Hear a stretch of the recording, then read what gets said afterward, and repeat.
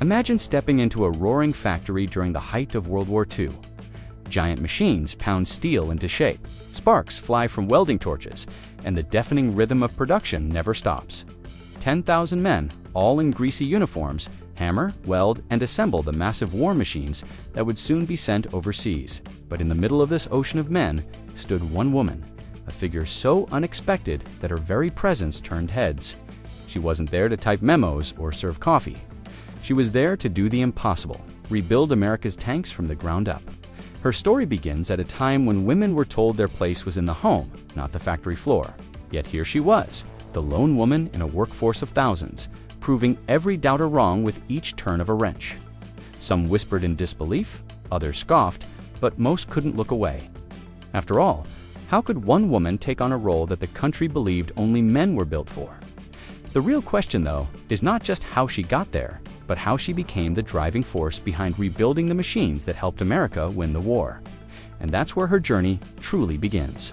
Before she ever set foot inside the factory, the world around her was already on fire.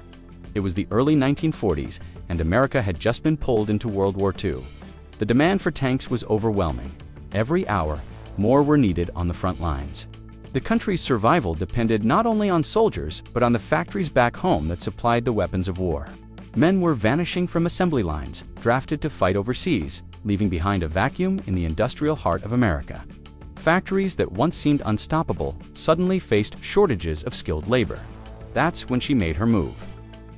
For most women of her time, stepping into a job like this wasn't even considered an option. But she refused to accept the role society had written for her. When she walked into the hiring office, surrounded by a line of men, she wasn't just applying for a job. She was challenging the very idea of who belonged in heavy industry. The managers raised their eyebrows, questioning her strength, her stamina, her resolve. Could she handle the back-breaking labor of rebuilding tanks? Could she endure the brutal, relentless pace of wartime production? She didn't just say yes, she proved it day after day. From her first shift, she tackled work that many believed impossible for a woman. She hauled steel parts that weighed nearly as much as she did. She endured the burns from welding sparks that danced across her arms. She worked 12-hour shifts without complaint, matching the pace of the men beside her. And slowly, the whispers turned into respect. Even those who doubted her began to realize she wasn't there to make a point. She was there to win a war. Inside the tank factory, the atmosphere was unlike anything she had ever experienced. Imagine endless rows of steel hulls lined up like sleeping giants, each waiting to be transformed into a weapon of war. The air was thick with smoke and the stench of burning metal. Every corner rattled with the clang of hammers and the hiss of welding torches. For most men, it was exhausting, grueling work. For her, it was an entirely new battlefield.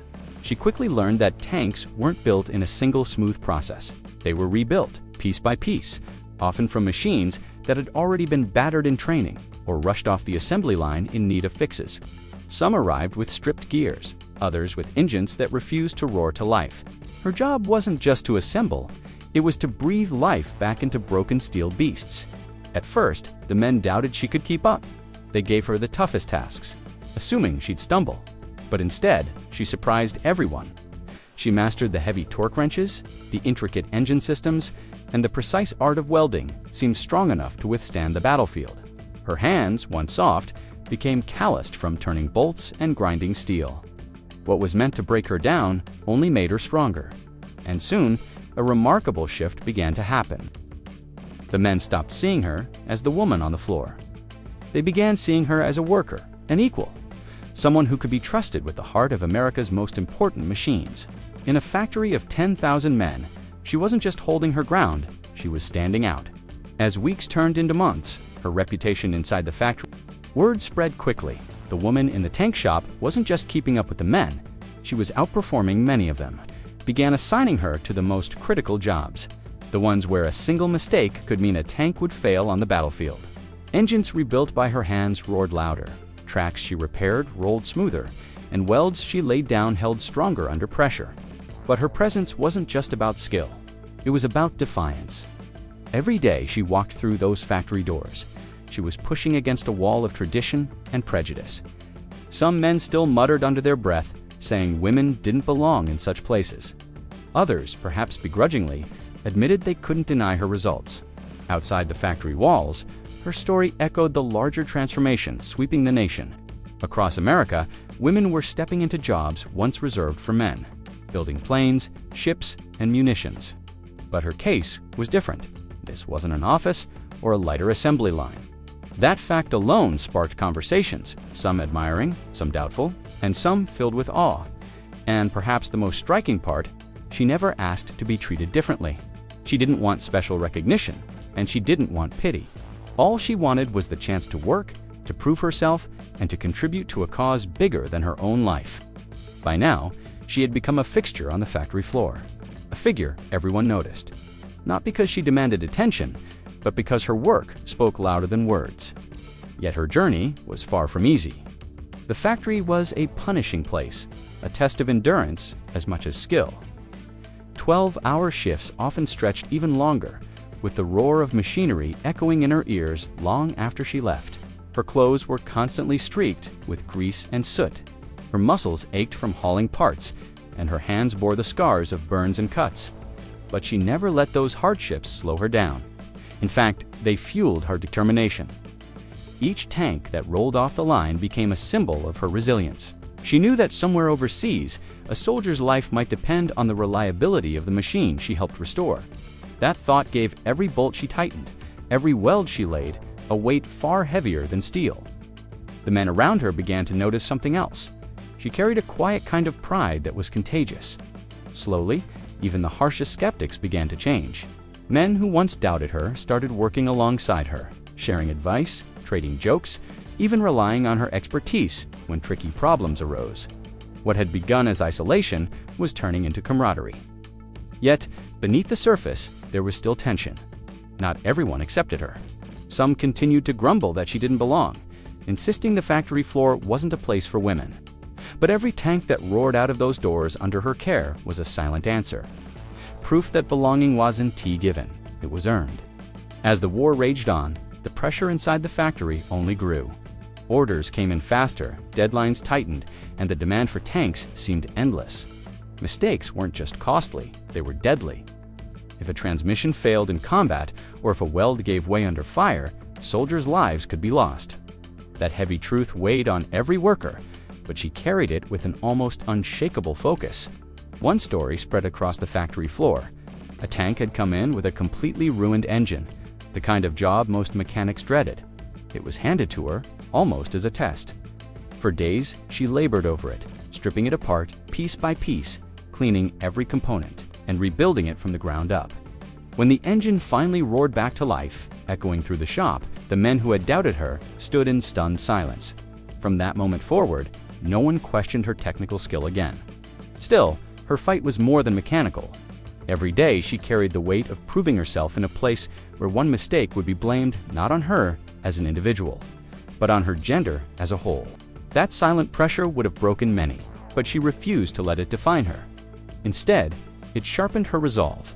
She wasn't just rebuilding tanks, she was rebuilding the very idea of what women were capable of in America. Outside the factory gates, the newspapers carried stories of Rosie the Riveter, the symbolic figure encouraging women to join the workforce. But unlike the posters, her story wasn't a symbol. It was real, gritty, and lived. She wasn't posing with a flexed arm. She was knee-deep in grease, hands blackened with soot, proving every single day that she belonged. By now, she had carved out a place, not just in the factory, but in history. The men no longer whispered doubts when she walked by. Instead, they nodded in respect, some even seeking her advice when a repair seemed impossible. The atmosphere around her had shifted from skepticism to grudging acknowledgement to genuine admiration. She had earned it bolt by bolt, weld by weld. But outside the factory walls, the world was changing too. Letters arrived from soldiers overseas, sometimes mentioning the tanks they rode into battle. They didn't know her name, but they knew the machines had been built strong enough to carry them through hell. That connection, invisible yet unbreakable, was something she carried with quiet pride. She may never have set foot on the front lines, but in her own way, she was fighting alongside them. There were moments, though, when the weight of it all sank in, walking home under dim streetlights. She would think of the thousands of men who depended on the work done inside those factory walls. She thought of the brothers, husbands, and sons who might return alive, because a tank held together when it mattered most. And she thought of how unlikely it all was, one woman in a sea of 10,000 men, proving that determination could bend the rules of society itself. In those quiet walks, perhaps the thought crossed her mind. Would things ever be the same after the war? Would women like her be asked to step back, return to their place, once peace came? Or had she and countless others like her changed America forever? As victory in Europe drew near, the factory's pace only intensified. The men pushed themselves harder, knowing the end was in sight, and she pushed right alongside them. By then, she wasn't just the woman in the factory, she was part of the team. Her presence had become so natural that new hires sometimes didn't realize the battles she had once fought just to earn a spot at the workbench. And yet, the looming question of what came next began to hang in the air. Would the tanks they were building today be among the last? Would their skills still be needed once the war was over? For her, the uncertainty was even sharper. America had needed her when the world was on fire, but would America still want her when peace returned? Inside, the break room debates broke out. Some men believed women would go back to their homes as if the war years had been a temporary interruption. Others weren't so sure. After all, they had seen firsthand what women could do under pressure in the hardest conditions imaginable. She didn't argue in those conversations. She didn't need to. Her work had already made the case. Still, as she tightened the last bolts on a tank engine late one evening, she couldn't shake the thought. Tanks and factories had changed her, just as she had helped change them. She wasn't the same woman who had walked through those factory doors months earlier. She had proven to 10,000 men and to herself that limits existed only until someone dared to cross them. When the war finally ended, celebrations erupted in the streets. Factories that once echoed with the thunder of machines now rang with cheers and music. Workers hugged each other, flags waved, and for the first time in years, people allowed themselves to believe in peace. But inside, she felt something more complicated. The world she had fought so hard to be part of was shifting beneath her feet once again. Many men returned from overseas, expecting to reclaim their old jobs. Posters that once urged women to join the workforce now quietly disappeared, replaced by messages reminding them of their duties at home. For thousands of women, it felt like being asked to vanish, as though their sweat, scars, and sacrifices had been nothing more than a temporary necessity. But for her, there was no going back. She had worked on the engines that carried soldiers through battlefields, rebuilt tanks that had been torn apart by war, and held her own in a factory of 10,000 men. That wasn't something history could erase. Even if the world tried to push her back into silence, her story stood as proof. Women had carried America through one of its darkest hours. Some say she stayed in industry, continuing to work on machinery long after the war. Others say she returned home, carrying her pride quietly without fanfare. The truth may be blurred by time, but what remains undeniable is the legacy. She wasn't just the only woman in that factory. She was the spark that showed an entire nation that women could do more than anyone had imagined. Her story may not be found in every history book, but it lives in the echoes of every machine she touched. In a factory of 10,000 men, she proved that one woman could hold her ground. Not with speeches or slogans, but with grit, grease, and an iron will. Each tank she rebuilt was more than steel. It was a message, a defiance, a reminder that ability knows no gender. The America that emerged from World War II was not the same country that had entered it. Women had stepped into roles once thought impossible, and while many were pushed back into silence when the war ended, the memory of what they accomplished could never be erased. She was part of that shift, living proof that when the nation needed her most, she answered. But when you think about the soldiers who came home because their tank carried them through fire, or the way women across the country broke barriers one shift at a time, you can feel the weight of her contribution. She wasn't just the only woman in a factory of 10,000 men. She was a symbol of strength, resilience, and quiet revolution. One that helped rebuild not only America's tanks, but America itself.